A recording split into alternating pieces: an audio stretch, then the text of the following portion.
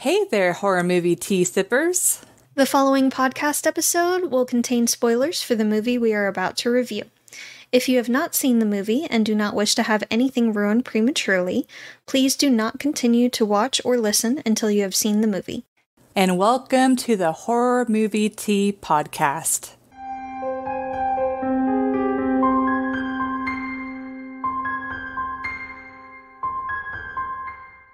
Today we are covering The Babysitter, which came out in 2017. But before we go into the review, let's grab our cups and talk about tea. So I'm doing a repeat because, as everyone could hear, I am still sick because this is the same day as last week. Sounds so weird when you say it like that. This is the same day as last week.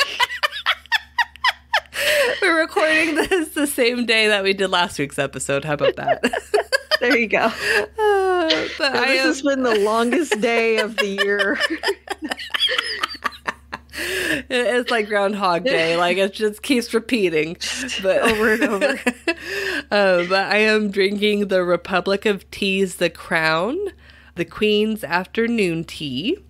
It has premium black tea, sweet blackberry leaves, and natural honey and vanilla flavors. And I have cinnamon honey, creamed cinnamon honey, and lemon in my drink to hopefully help my cold. And then for those that did not join us last week, I just wanted to give a heads up. This tea, unfortunately, is now discontinued, but I will include another Republic of Tea below, the one that I can see that matches closest to the tea. So, yep. You can words. Yeah. And I am drinking Bigelow's Perfectly Mint classic tea. And it has black tea and spearmint. And I put it just a little bit of sugar. But thank you This is normal. to the Republic of Tea for allowing us to continue to do what we love. And for our tea sippers out there, brew yourself a cup of tea, sit back, relax, and we hope you enjoy the review. So, for The Babysitter. This kid's parents are having kind of a rough marriage, and in hopes of rekindling that marriage, they're going out and doing like different trips and staying at hotels. But I think it's more just to reconnect. Yeah. Every so often. They're trying to keep the spice alive. Yeah. But anyway, so this 12-year-old kid has to have a babysitter, and it's very strongly input in the movie is like, oh, he's the only kid left that still has a babysitter, and he's just kind of a loser compared to the other kids his age, blah blah blah blah. But anyways, him and his babysitter have a very close relationship, like very friendly. Like, she is essentially like his friend, and his best friend that's his age is like, oh, you need to stay up past when she puts you to bed to see what she does. And so he does that, and when he goes and looks when he spies on her. Yeah, spies on her, he finds that she is doing, would you consider it a satanic ritual? Yes. Okay, she's doing a satanic ritual and found out that she was using his blood because he's the blood of the innocent. And, yeah. Chaos ensues. People die. Mm-hmm. So this movie, I don't know how to describe the vibe of this movie, but it's got like a fun, quirky, weird vibe, but it's also dark. Like Cabin in the Woods meets Home Alone. Yeah, that's a good way to put it. Sort of. Yeah. Like, it's got a very specific vibe, and I just connect to that vibe. Like, I am all about it. Honestly, this one is so much fun. Ever since this movie came out on Netflix, I've just had a blast watching it every so often. Yeah, same here. So it's like this movie, since it is like, it's not my favorite of favorite movies, but it is like pretty top tier for me. I would rate this a 7.75. It's like it's just such a weird, quirky movie. I love that all of the characters are interesting and varied, like even from like the quote unquote like villain side. Like all of them are very distinct, and I mean, they're kind of stereotypical, but at the same time they don't, and they kind of lean into it, but they do it in more of a funny way. Yeah, like the cheerleader, whenever she gets shot in the chest, she's like, "You shot my boob," and she's just like, so like, she's not traumatized that she got shot. She's traumatized that she got shot in the boob. In the boob. And like, so with the stereotypes, they play a lot to the comedy, like or like the quarterback, where it's like, "I can't win against you. You're the quarterback." And dude, that character, I don't understand, but he's like surprisingly supportive of Cole. Yeah. Well, and that's a part of like the weird quirkiness of the movie, where it's like they're literally after him to like hurt him. Yes.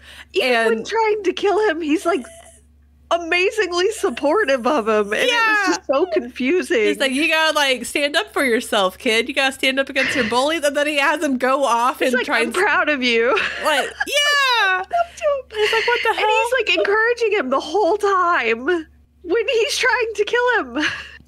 Yeah, just like, who is this character? Yeah. Well, but like another reason why I really like this movie is, I don't know if you ever wondered this as a kid, but as a kid, I do remember the curiosity of, what do my parents do after I go to bed, or what does my babysitter do after I go to bed? And so I find it funny that this movie kind of expands on that curiosity and just makes it like like the worst case scenario type of thing. I don't know. Personally, I never really wondered that. Though, to be fair, I didn't really have any babysitters. Like, it was always family members growing up. And it wasn't for long. Well, see, it's like, I didn't have babysitters for that long that I can remember. I think it stopped at like 8. But I do remember like having like my grandparents put me to bed or whatever, and I would just like listen very intently against the door, like hearing what they're talking about, and like I was just like curious what adults did when kids weren't around, because for me it was almost like a secret world where it's like, you don't know.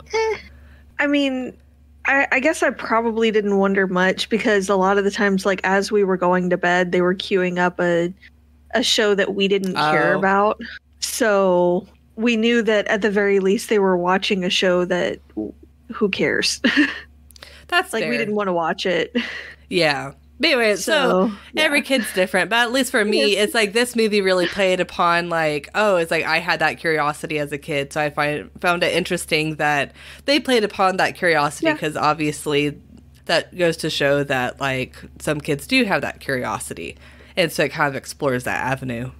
And this movie is very clever, because I find it so interesting that everything that it shows that Bea, or the babysitter, knows about Cole, she uses it against him. Yep. So it's like, as you're watching the first half of the movie, everything that they're talking about and stuff like that, she then flips and turns it around against him later in the movie, which I think is really interesting.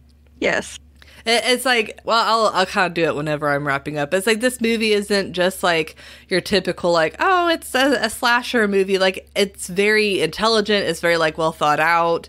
They did like a very good job with like the pacing and the creating these scenarios, so that way whenever it's turned around against him, you're like, oh my god, like I can connect the two.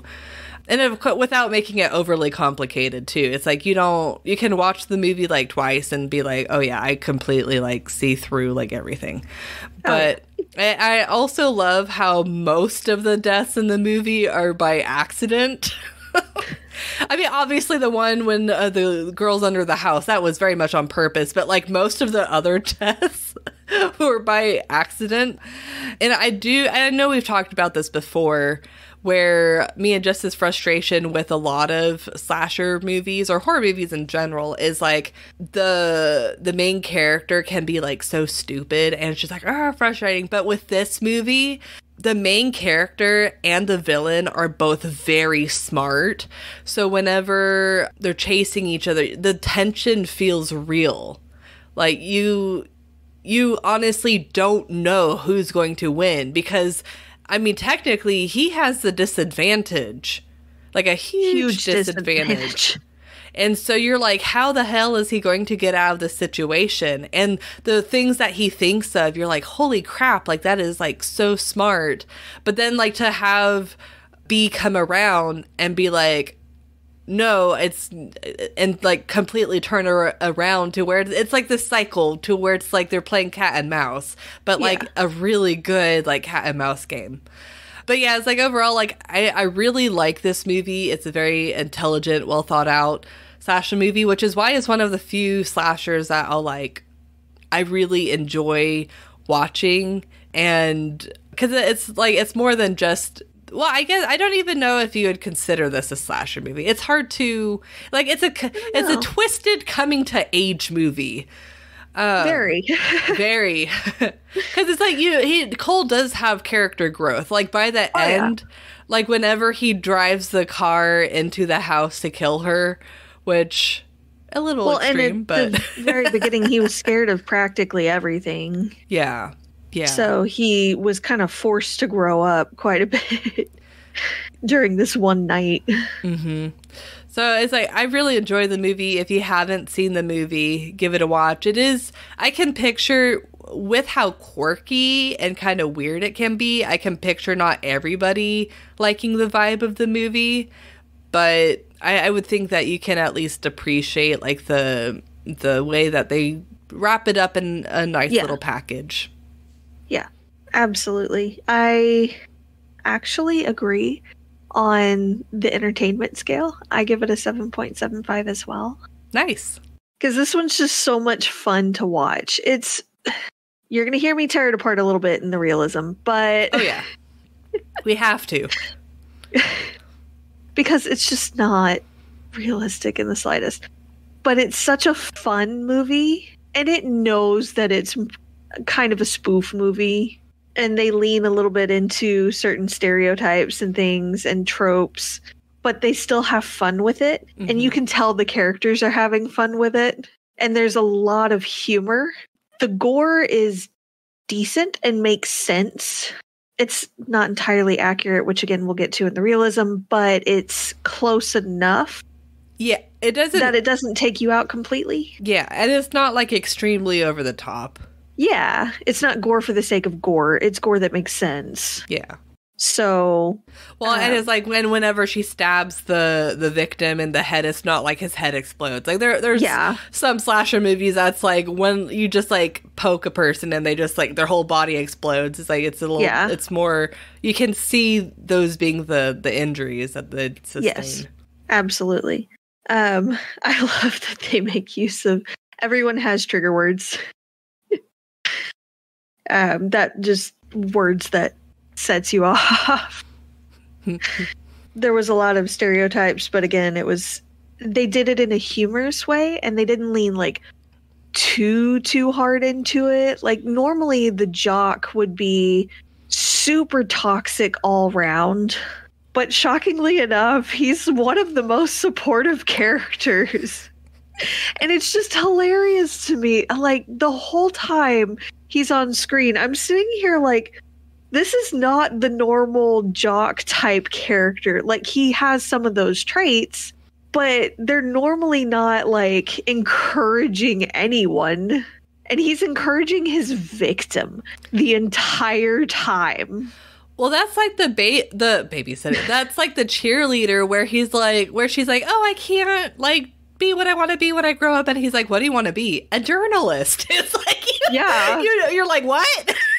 Which in a way kind of makes sense. It's still on screen and all, so it kind of still is in that not out of the realm of possibility. It's still in that mindset of what you would imagine someone would with that level of vanity that's going more like into. a reporter, though. Journalists, they tend to do like the articles and like. That's true. That's fair.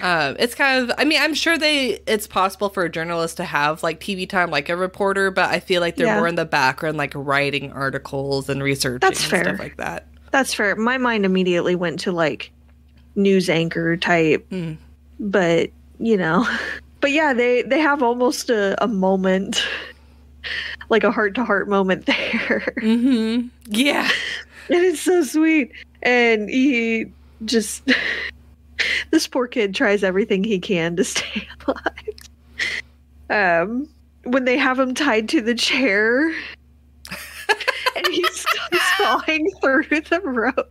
I mean, what else would you do? Like, but it's hilarious to me. They're like, can he not see the mirror behind him? Like, we can see him trying to get through the rope. He keeps going, which fair. Yeah, it's like you can't just like give up. Like, you have to like keep trying at least.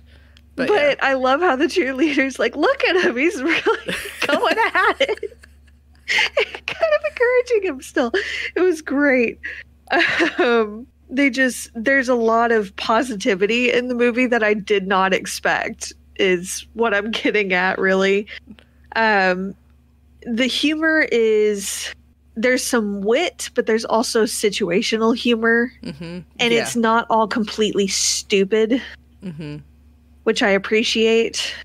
Like, the characters, for the most part, are fairly intelligent and make decent decisions, mostly. The deaths, a lot of them are accidental. The effects are really good. Like, the budget for this film was actually really decent. Again, not realistic, and we'll get to that later, but they were decent, and it was fun to watch. It elevated it enough to where it didn't feel quite like a B movie. Yeah, no, this does not feel like a B movie. Yeah. But it also doesn't necessarily feel like theater quality. I don't know. It's kind of like it's right in between. It's definitely a Netflix, like straight to Netflix original type movie. Yeah. But not all of those are bad. Like, there's some really good ones out there. Yeah.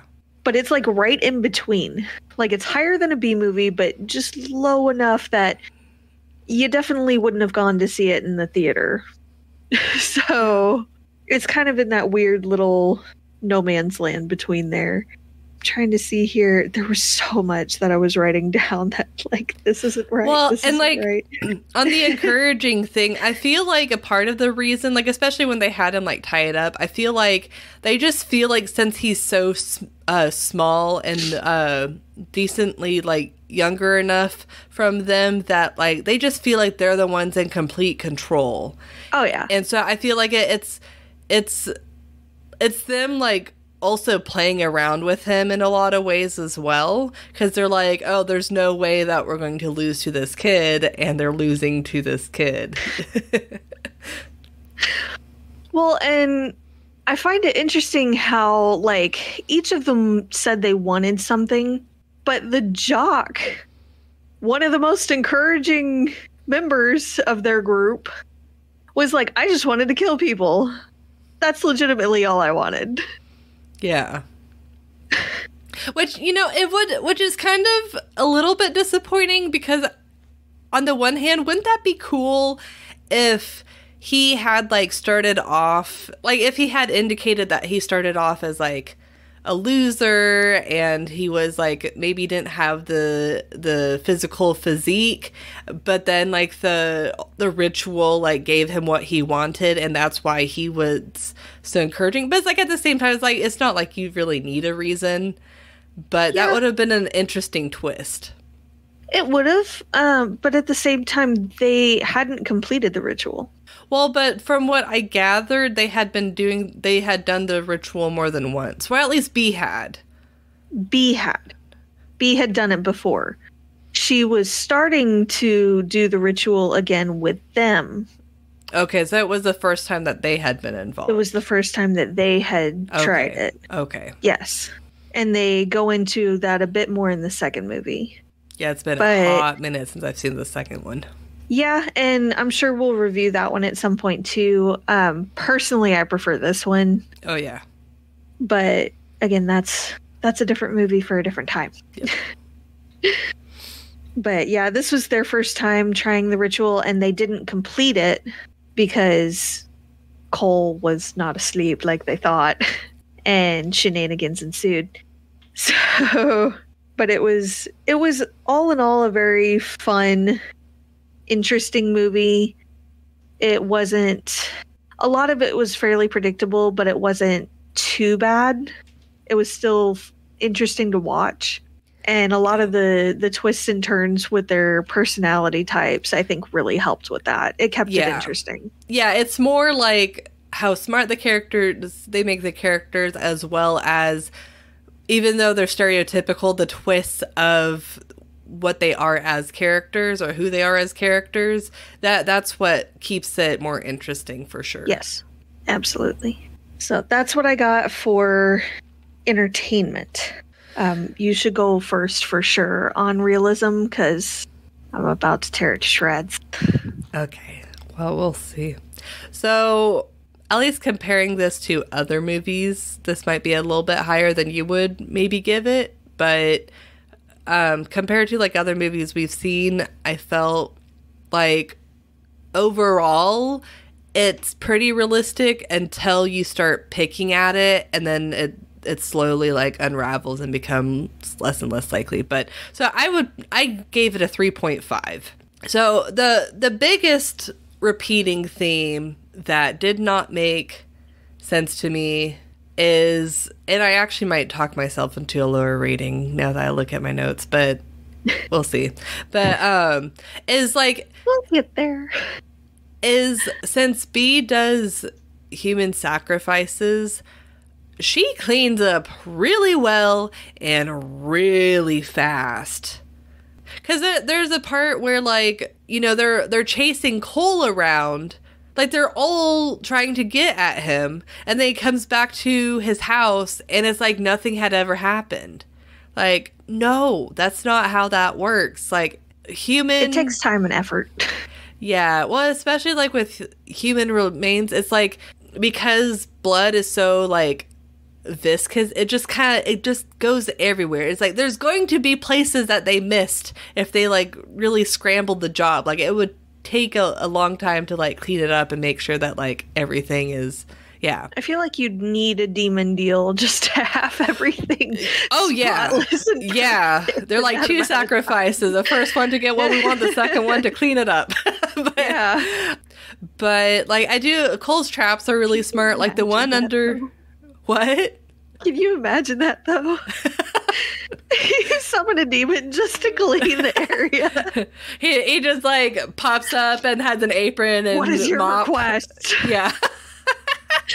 I need you to clean this and make it look like it never happened.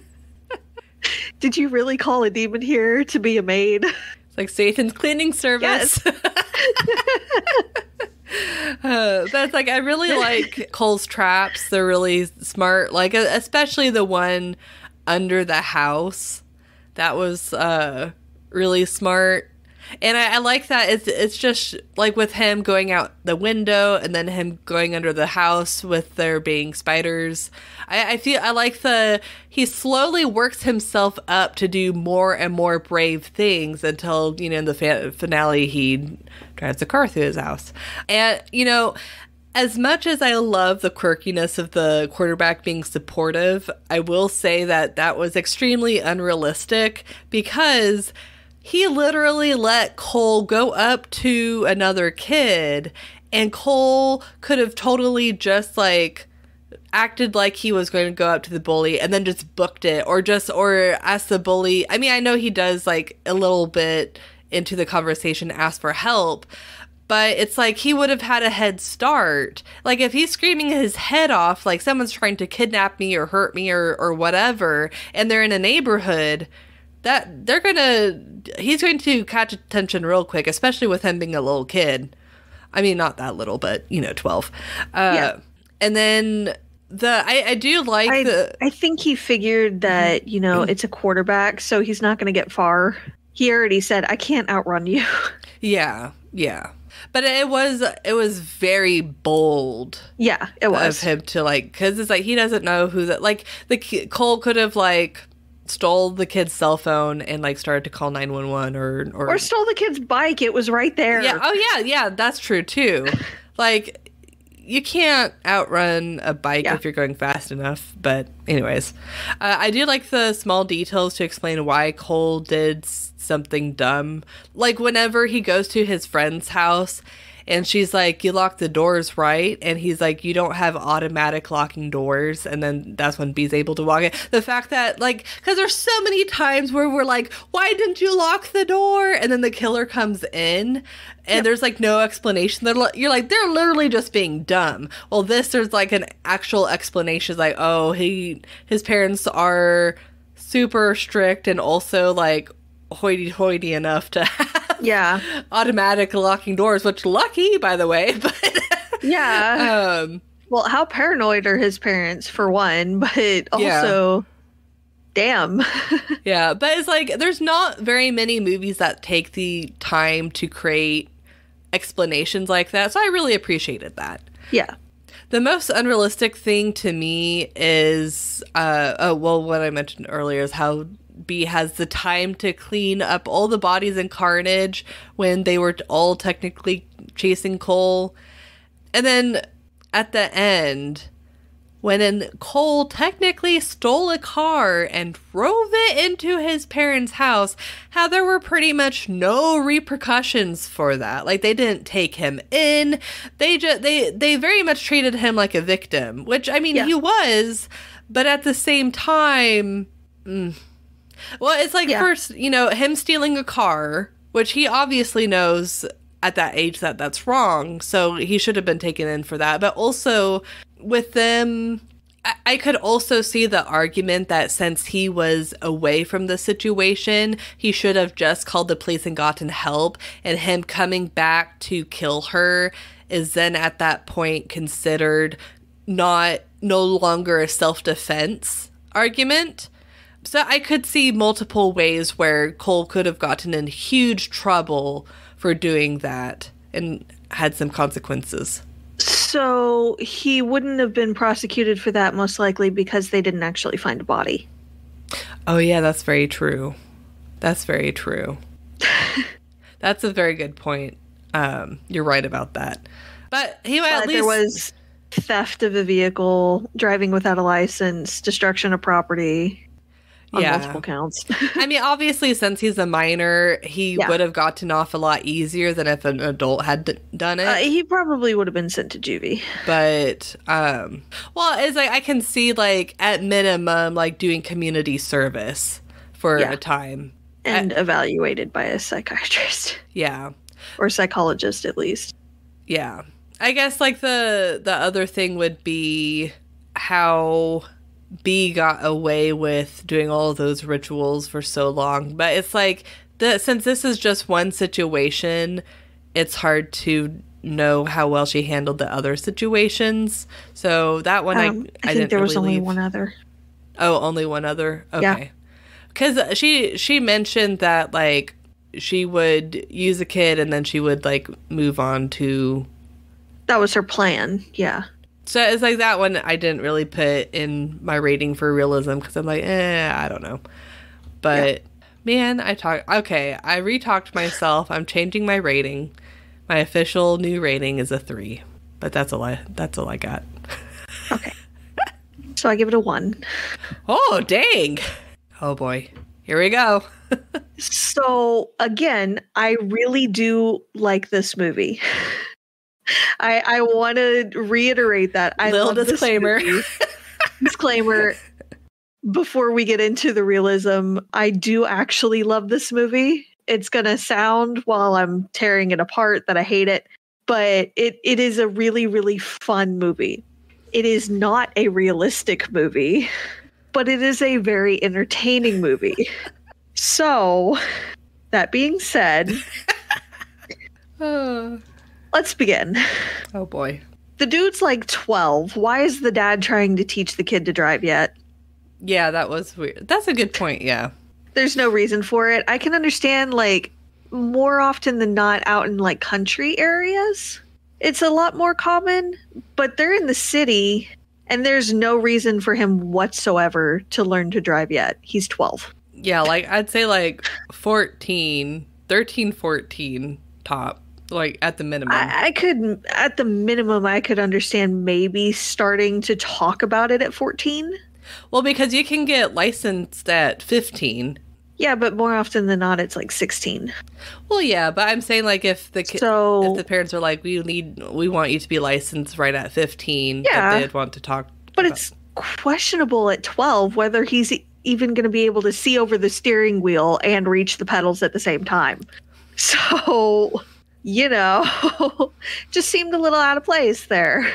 And at first, before they mentioned his age, I was sitting here like, okay, well, maybe he is a little closer to 15, 16, and that's why he's getting made fun of because he still has a babysitter. But no, he's still 12, which isn't unreasonable for him to still have a babysitter. Every kid is different, and sometimes certain kids develop a little slower than others, and the parents don't fully trust them to be on their own at home overnight, especially.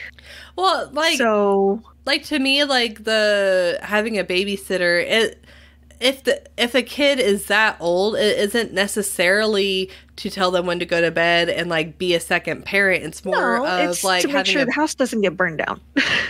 Well, I mean, more for, like, if something were to happen, like a break-in or something like that, yeah. It's like he has a guardian there to, like, guide him on what to do or to protect him or whatever. Like, for me, it seems more like a safety thing at that age rather than, like, oh, we don't trust you, so you're going to get a babysitter and they're going to treat you like a kid. Yeah. It's also for medical emergencies. Like, if... Oh, God. True. Yeah. Okay. Everything's fine. I accidentally bumped the camera stand with my foot. It's fine. Everything's fine. So it's more like situational or medical emergencies. Yeah. Not necessarily that, you know, you don't know how to take care of yourself, or we want to make sure you go to bed at this time. Yeah. It's to make sure that they're safe. And not dead when the parents come home or their house isn't burned down, which, you know, obviously didn't work in their favor this time around. But anyway, during the blood sacrifice, the blood would not spray out like it did from his head, like a friggin' fire hydrant. It did have good color. It was a little bit watery, but not terrible consistency-wise for the blood. So good on them for that. I doubt the needle that she used to take his blood, Cole's blood, was sterile. They didn't clean the area or wipe it with alcohol. There was no bandage or anything. So even if he was asleep, he likely would have known something would have happened. But this is fine. Again, with the blood spraying, with the cops... The iron poker through the skull with no instant death was BS as well. That went directly through the brain. So, no. Yeah, that's what I felt like with the knife through the guy's head. Yeah. Too. Like, it depends on the areas of the brain, I'm pretty sure, but there were two very large knives. Yeah. Both into the skull. But she made it, like, really easy. Really easy to... It's like, the skull is pretty thick. I didn't count off for that because later in the movie she said that part of the original ritual that she did, she asked for strength. Oh. So I counted it as she's slightly superhuman, if not superhuman. So she was able to get the knives in easier, and the knives also were likely really sharp. So... That's true. I didn't quite count off for that just because they made mention of it later in the movie. So they got a pass for that. But I did consider it at first. When they're trying to talk back to dispatch, 10-4 is copy. Not all clear, but okay. Not buying the dispatch would have just accepted the dude's voice either, though. Yeah. I know dispatch has a lot of officers that they communicate with, and they don't necessarily recognize every voice, but it just seemed off enough. There were no details or anything given. It just seemed a little too easy and too convenient that they're like, okay, you're good. Yeah, but I will say, like, whenever you speak over a radio, your voice is changed a little bit. A little. But So- again, just the way that they were talking to dispatch and all, and dispatch was like, okay, this is fine. It just seemed off. And we'll get to more of the police stuff a little bit later as well. I have so many notes. The cheerleader is shot in the chest, near the heart and lungs, and doesn't at the very least bleed out. No. Especially when they're not like putting pressure on it, trying to contain the area, trying to treat it. Nothing. Just letting it bleed freely. This is fine. The trophy that the other dude, I forget his name, but he's one of the first in the group to die. Yeah, I don't the one that remember gets pushed over the his name. stairs. Yeah. The trophy was randomly on the floor instead of on the table that they showed it on before, and turned to a different angle as well. Like it was like this on the table, and on the floor it was like this. And it was sitting up on the table. Like there was no reason for it to not be on the table. The table also broke when the guy was pushed over the stairs. But, you know, he broke it on the way down. But the trophy was fine on the floor. The glass trophy was on the floor and fine and not shattered or anything. And it went into his neck that way. So, no, that was completely unrealistic death. Again, Max, the jock, is completely and surprisingly supportive, even when trying to kill Cole. I was very confused by this. I loved it. It was hilarious. But I was very confused by this. When Cole sets off the firework, the big one under the house, there's not more damage. Fire doesn't spread. No one calls the cops or fire department. No one even comes out to look. True. Like, we hear fireworks stuff all the time here when they're not supposed to be set off in city limits. Mm-hmm. And when we go to look, because we always go to look, there's several other neighbors that go to look as well, just to see if, you know, a general direction of where they're being set off. Because if they're close enough, there's a risk of fire to your house. Yep. And even if you're not concerned about your neighbor's house, you're going to be concerned about your own. That was a big freaking firework that went off. And being set off that close, it would have been a hell of a lot louder than just one in the distance, you know, next neighborhood over or something. So people are going to look, if nothing else. And there's going to be at least one person that calls someone. Fire department, police, whatever. So, no. He also didn't get burned. He was barely singed when he was super close to the blast. Like, he was knocked back with flames. Yeah. So, okay. There's no way the rope got twisted around Max's neck on the way down. It's BS. So, no to that as well. Visually interesting and made an impact and was still slightly comical. But no. The roof of the treehouse was not in a ramp-like position at the start of the movie, but it was when he used the car to launch it in the house. So that seems to be more like inconsistencies with the movie itself rather than like realism. Absolutely. Yep. Well, I consider that part of realism. I demand consistency in my realistic storytelling. Thank you. I want to know where they ditched the cop car, because those things have dash cams and are low jacked and would be a huge source of evidence, DNA, fingerprints, etc. Yeah. You know, the cops' bodies, which they likely put in the cop car, which would also contain a crap ton of evidence.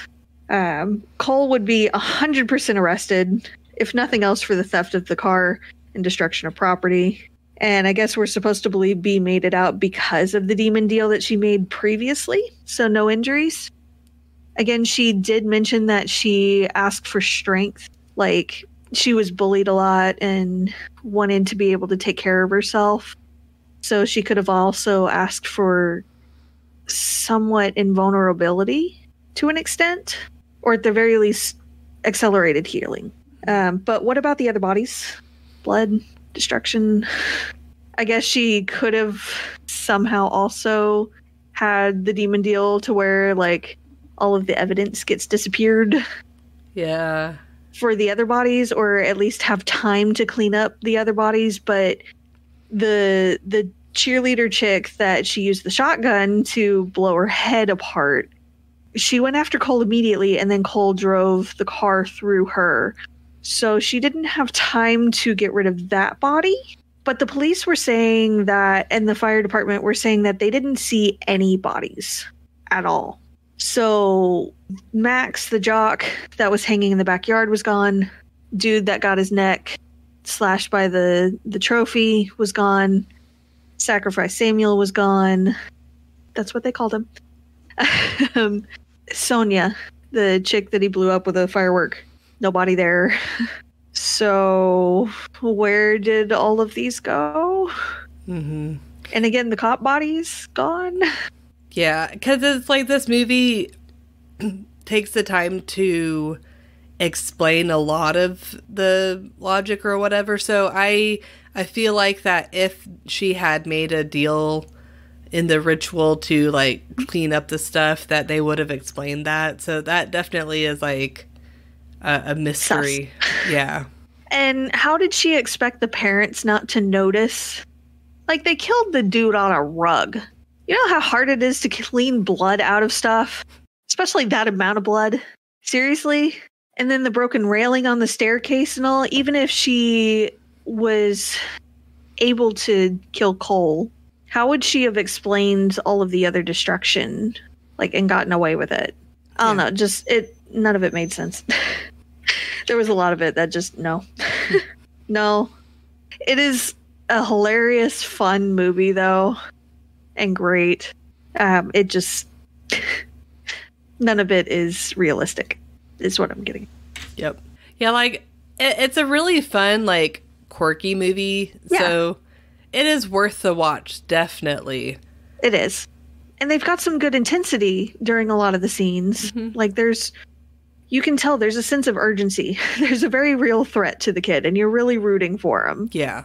But it's not, like, super scary either. So if you're just wanting to dip your toes in to horror, then this is a good one to start off with for sure. Yeah. Yeah. I feel like the thing that might bother people would be some of the gore. But it's like, the gore's not too bad. Yeah. Again, it's not bad. It all makes sense. So, honestly, I think the most graphic scene was probably the head being blown off with the shotgun. Yeah, and I love how B, like, reacts to it, too. She's like, oh, yes. My God, that was so graphic. That was so graphic. Was not expecting that. But, so, yep. Yeah. Thank you for joining us today, and let us know on what you thought of the movie. If you'd like to recommend a movie, game, or tea, you can leave us a comment or join our Discord server. And if you'd like to keep up to date with our content, you can find our link tree listed below. And if you'd like to support the podcast, please subscribe, like, and share our content. We also have a Teespring and a PayPal donate button if you'd like to support us monetarily, or our Republic of Tea affiliate link will be down below as well. It does not affect the price of the tea. It just helps us to continue to do what we love. And again, you can find all of the sites mentioned linked below. But until next time, guys, stay safe and stay spoopy. Bye! Bye.